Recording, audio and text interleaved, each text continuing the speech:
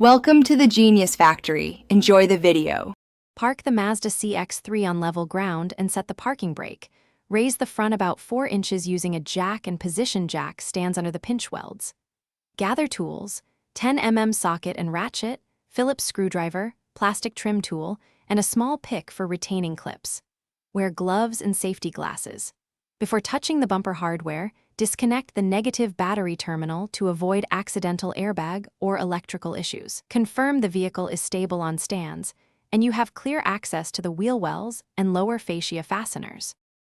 Turn the front wheels to full lock to expose the wheel arch.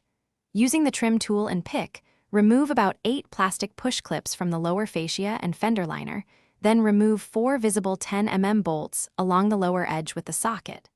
Fold back the wheel liner and remove 2 Phillips screws that secure the inner splash shield.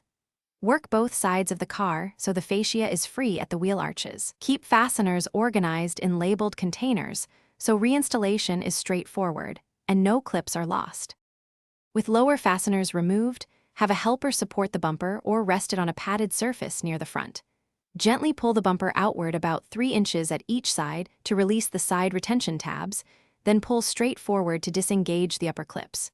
Reach behind the bumper and unplug fog light and sensor connectors by depressing their release tabs. Set the bumper aside on a clean padded blanket. To reinstall, align the upper clips, press the bumper into place. Reinstall 10 mm bolts by hand, then tighten to about 8 FTLB, 11 nm. Thanks for watching. If you found this helpful, don't forget to like and subscribe.